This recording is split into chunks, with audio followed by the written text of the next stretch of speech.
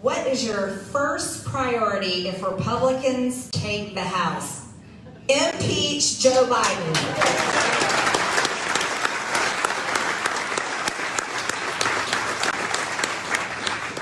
And Kamala and Nancy Pelosi.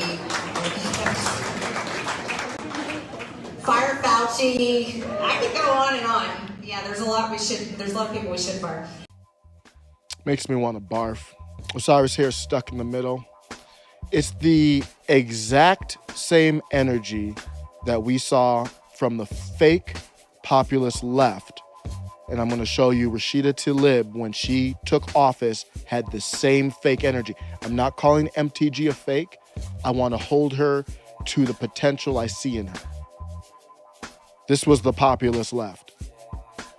But we begin with Rashida Tlaib, one of the newest members of Congress. Tlaib represents Michigan's 13th district, and she's already making nationwide news and even getting attention from the White House. Now, Tlaib is the daughter of Palestinian immigrants from Southwest Detroit, and when she took the oath of office yesterday, Tlaib wasted no time going after President Trump. Your son looks at you and says, "Mama, look, you won.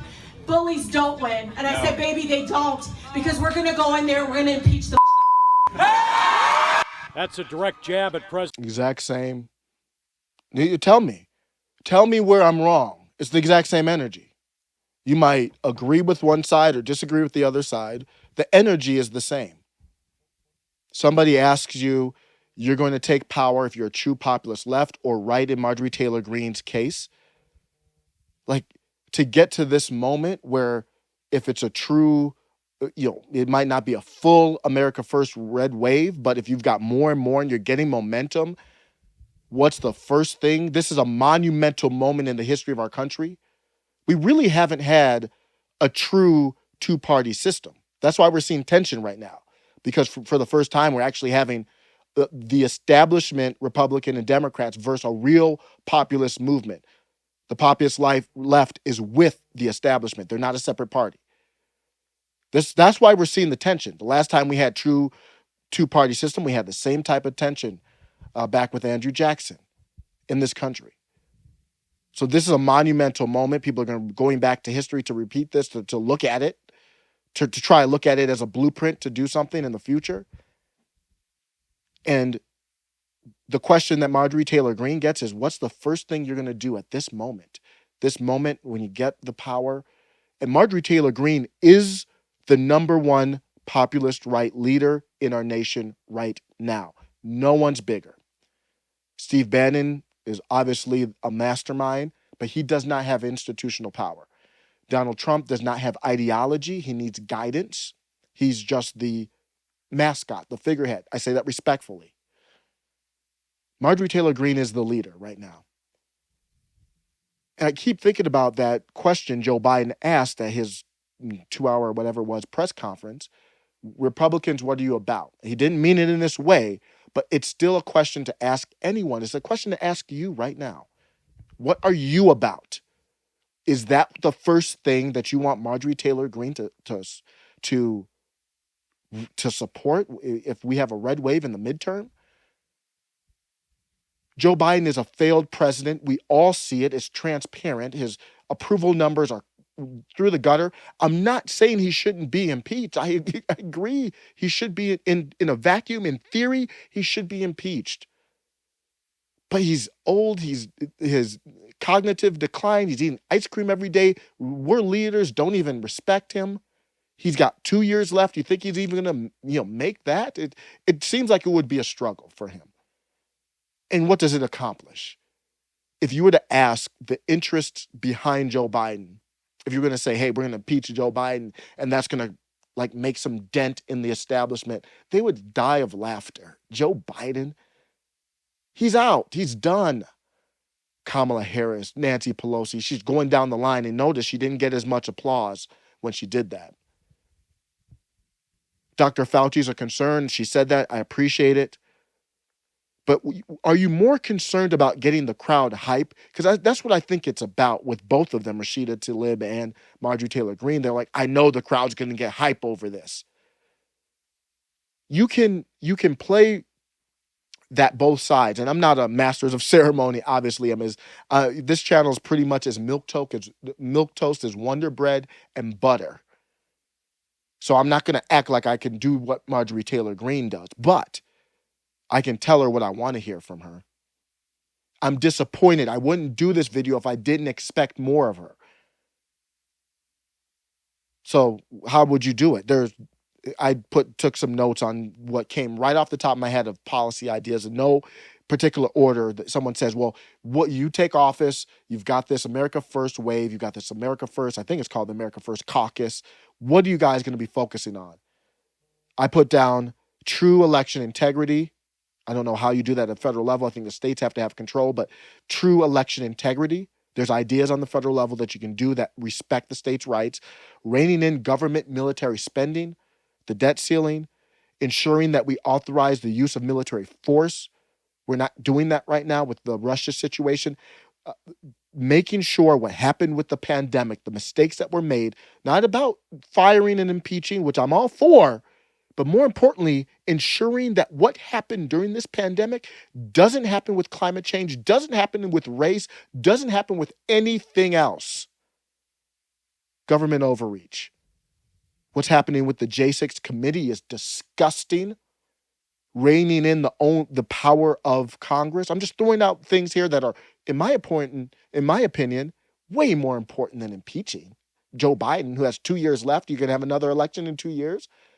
What's that accomplish? What are you going to do first is really a question about what are you about? Repealing the Patriot Act, which is a disgusting piece of legislation, happened after 9/11 that allows a lot of the stuff that happened, the spying on Trump and all this other stuff based on the foundation of the Patriot Act. That's why they're scared of the populist movement, not because they're going to impeach Biden. They're scared that they might get some of this stuff done. Pissing me off. I'm for Marjorie Taylor Greene. I mean this respectfully, but she pissed me off with that. Reforming the CIA, FBI raided Project Veritas on a political matter, raiding a reporter, their residence, and then giving the information to, was it the New York Times? And the New York Times has a lawsuit with Project Veritas? How is that happening? Rein that power in. There's questionable involvement with the Gretchen Whitmer plot with the FBI, obviously questionable involvement with the government or whoever with January 6th. They're basically pleading the fifth when Ted Cruz asked them who's involved here. We need to know. If you have a committee about this, you don't get to do that.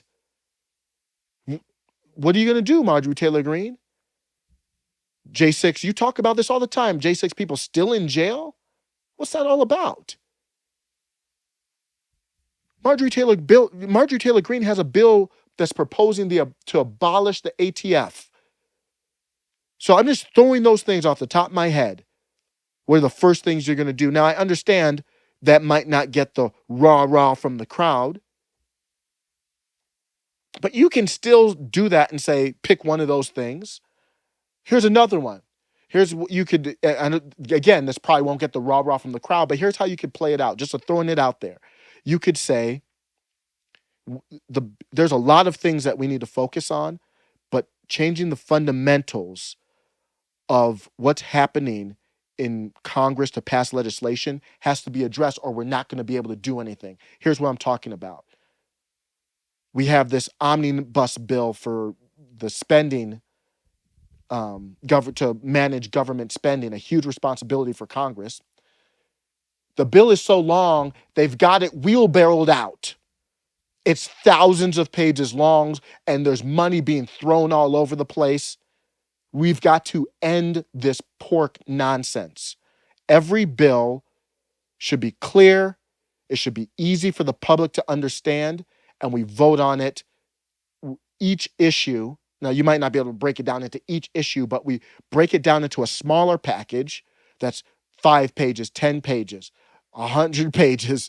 Can we keep it that small so we can make a case to the American people, put our vote on it, and they know what we're voting on? They wheelbarrow this bill out. They change it at the last second. We know it's physically not possible for members of Congress to have read the bill that just changed and they're voting on it. Millions and billions and trillions of dollars being spent. That process has to stop. So I know you can't do that. That's not going to get the crowd riled up. But say however you say that in a concise manner. And then after that, you say, you know what? There's this small little issue of Joe Biden and his relationship with Ukraine. There's this small issue of Joe Biden trying to fire people. The SCOTUS ruled unconstitutional. Joe Biden tried to fire people from their job for not taking a product from Big Pharma. Populist left, where are you at? Joe Biden, knowing that the CDC moratorium was unconstitutional, still did it, and other things, Afghanistan, etc. You know, we might have to look at holding him accountable with it. That might be impeachment, but that's not what we're about. That's what they're about. They want to impeach me because they disagree with me. They want to impeach Trump because they're worried that we might do these things. They're worried Trump might expose JFK files or alien files or things that they want to keep hidden. He might pardon Julian Assange. No, we're not about that impeachment stuff. We are gonna have to look at those things, see what happened, hold people accountable. If that's impeachment, that's what it is. But that's not the first thing. That's not what we're about. I know it's hard to do because that can be boring. It doesn't excite the crowd. But here's what I want you. If you got to this point of this video and you disagree with me and you think impeaching Joe Biden, who has 2 years left, a failed president, and then you just replace him with another face of the establishment, if you think that's more important than any of these issues or any other issue that only the populist left could address because the establishment wouldn't want to do it, you need to explain to me why. Why would you focus on that instead of these other more tangible changes to benefit people? Let me know what you think. Take care.